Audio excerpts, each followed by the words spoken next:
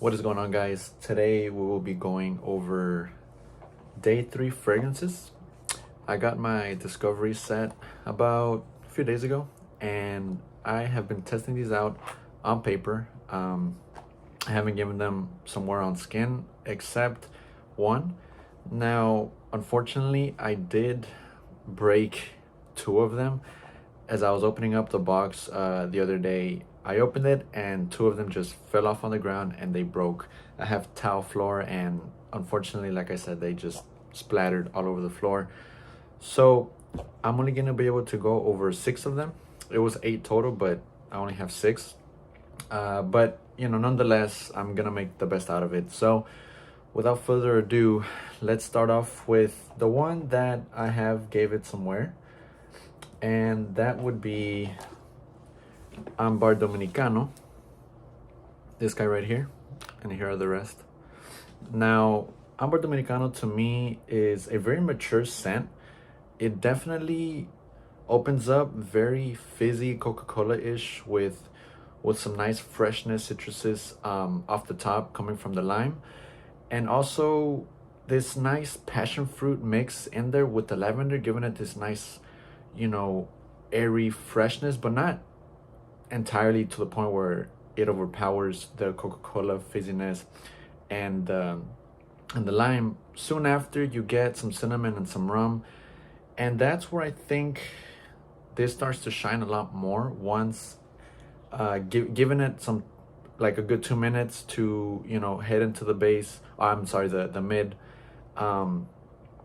It starts to fade into this boozy cinnamon like type of fragrance, and to me that's where I enjoyed it the most as I was wearing it throughout the day. Now, yes, spraying it on right off the rip, you get the opening, but then soon after, like I mentioned, maybe a good 5 minutes into the fragrance, you start getting the mid of the fragrance. And I'm looking at the notes right here off of Fragrantica, and you get some Immortelle, Davana, honey, and red wine in the mid, accompanied with the rum and the cinnamon, like I mentioned. Off the top, you get the lime, Coca-Cola, passion fruit, and lavender. And in the base, you get the benzoin, sandalwood, vanilla, patchouli, and rock rose. Now, yes, even though this is a mature scent, at least to my nose, it does have some expressiveness to it. It's a bullion because of the honey, the Davana, and the red wine. The red wine kind of comes across as like this sweet, almost boozy type of scent, but the Davana, the Immortelle, and the honey kind of gives it this juvenile type of feel to the fragrance, making it not too grown-up-ish, not too mature of a fragrance, of a scent DNA. Now, through the mid, to me, as I mentioned already, I enjoy it a lot. That's where I enjoy it the most, but that not taken away from the opening and the base. To me, this is a fragrance that I have enjoyed from beginning to end. And the benzoin and the vanilla and the sandalwood, giving it this nice vanilla, soft, sturdy feel to the fragrance once at the base. And the patchouli, giving it this nice humph to the fragrance, this nice deftness, but not too much of a dark patchouli. It comes across just right, and I'm assuming because of the rock rose in there as well, in the base, making this scent very likable, making the scent very uplifting. It's mature, but it's nothing that you can't pull off if you're in your teens or your early 20s or even high 20s. This is a fragrance that can be worn by everyone, and it is my favorite from Day 3 Fragrances. I did purchase a full bottle. I used the $30 coupon that they gave me because I purchased the discovery set, and when I purchased it, they had a 24% off sale, and that brought it down an extra $31. So I picked up the full bottle, 50 ml, for $69, and a full bottle worthy is, the full bottle price is $130-ish, I would say. So it's a great deal. I picked it up at a great time, right? Perfect timing for me. So I don't regret it, not one bit. definitely worth a try. Check out Ámbar Dominicano, guys. It's definitely worth a sniff. If you like Coca-Cola-ish, fizzy, fresh, uplifting, mature, vanilla type of scents, this is definitely one for you. So next up, guys, let's talk about the second most popular scent of the house. Ámbar Dominicano and Tacita De Café are the two most popular scents from this house, if I'm not mistaken. Now, Tacita De Café is very coffee dominant. It overpowers the fragrance. From beginning to end, the coffee is just there. You know, it doesn't go away. It comes across as a dark coffee, like a dark roasted coffee. And there's spices off the top with a wild orange. That's what it's labeled as, a wild orange, giving it this nice, spicy, exotic freshness, making this very alluring once you first spray it on. There is some caramel, some rum, and some rose in the mid. And the rum doesn't come across as too overpowering, and that's what I like about Tacita De Café, because as you may know, I'm not the biggest fan of overpowering boozy fragrances. I like boozy notes when it's just right, you know, it's blended in just well, where it's not all in my face, you know. And I like that about this because, as I mentioned, it's very coffee dominant. There is some brown sugar, some amber, vanilla, tonka, amyris, and sandalwood in the base. Now, in the base, I like the fact that they included the amyris and the brown sugar, because this makes the base notes not be, you know, this makes the base not smell like your typical vanilla, amber, and tonka bean base notes that you would find in other fragrances.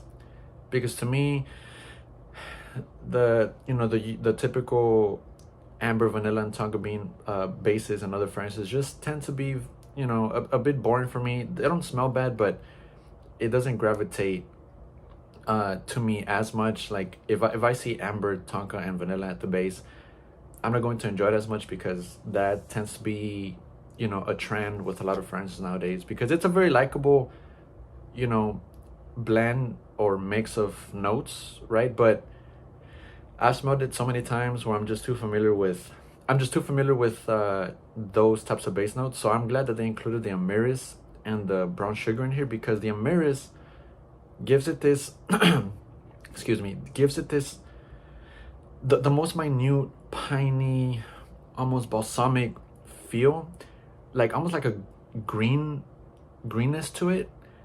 And I like that, but it's minute. It's not, you know, prominent, but it's just there right underneath the rest of the base notes. And the brown sugar giving it this nice, you know, crystallized, sugary type of feel at the base, and making this very enjoyable. This is very enjoyable to me. It doesn't smell like any other coffee fragrances that I've smelled before, and I haven't smelled that many, but from the ones that I have smelled, I don't find this to be redundant to any of those. So, excuse me. With that being said, if you like coffee fragrances, definitely check out Tacita De Café. Next up, we're going to speak about Bani, the third most popular fragrance, at least from what I've heard. Bani is very sweet, tropical, citrusy, fresh, with some nice sweet, with some nice powderiness. Excuse me. It's not powdery dominant, but it has a minute powderiness in there, making this very enjoyable, very alluring. And there is some musk in here, if I'm not mistaken. I would have to double check the notes on Fragrantica a bit. But I like this because it's airy. You definitely get the mango. There's a lot of mango in here. That's the, you know, main attraction when it comes to Bani. It's the mango, very tropical. It's very uplifting, very easygoing. Nothing that nobody can pull off. Something that you could just easily wear. More of a warm type of weather fragrance for sure. Spring, summer. I wouldn't wear this in the fall or winter. But I'm definitely going to enjoy this once the warmer weather comes around. We're in the middle of we're at the beginning of winter now, and I won't be, you know, giving this some more anytime soon. So once the hot weather kicks in, I'm definitely gonna be wearing this, and I'm pretty sure it's gonna be very enjoyable to wear just because of the mango and see how it comes across off of my skin and in the air, getting the whiffs. And in the hot weather, I love to enjoy tropical sweet fragrances because they're just very uplifting and put me in a good mood. So definitely one to look forward to. Okay, so next up, another easygoing fresh fragrance.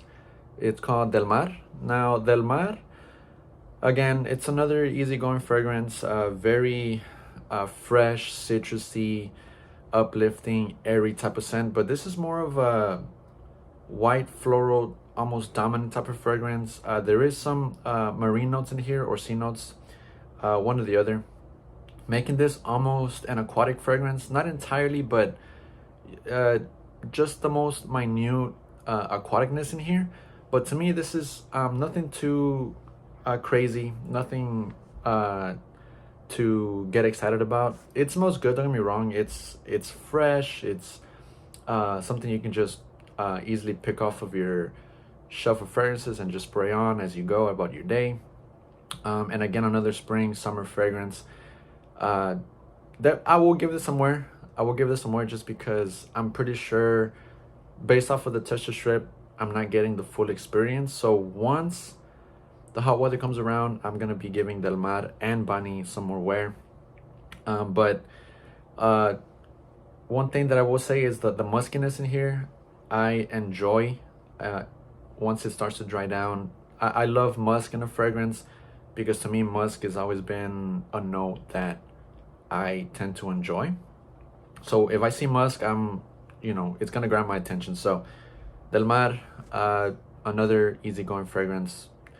Nothing too complex about it, just right for hot summer weather type of day.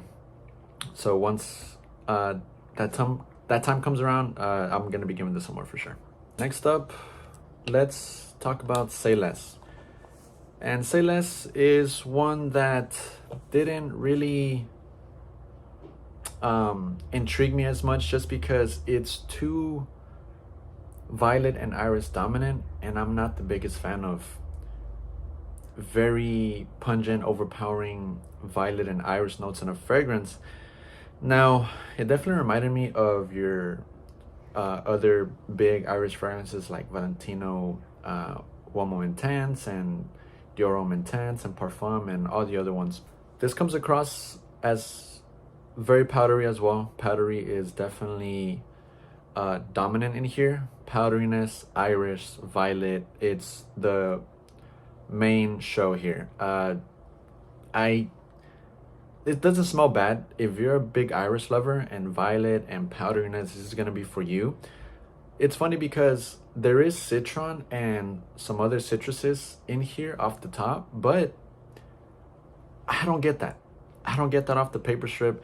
Maybe off the skin, I might get some more of the other fragrances in here. There is some lychee, if I'm not mistaken, and there is this narcissus, giving it this nice white floral touch, and the musk and the amber and the woody notes at the base, giving it this powderiness, right, like I mentioned, and the very slightest of woodiness with some nice ambery touches in here is pretty much what sums up Sayless.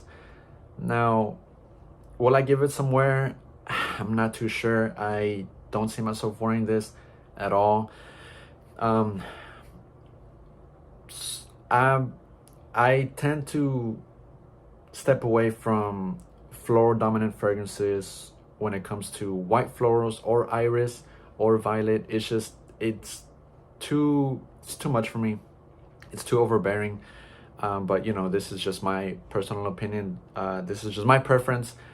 So iris lovers, this is gonna be for you. But for those that don't enjoy iris, you're not gonna like this. But nonetheless, it's still a good fragrance for you guys that enjoy iris. And last but not least, Midnight Whisper. Now, Midnight Whisper is gonna be for those who enjoy their oud, their rose, their booziness.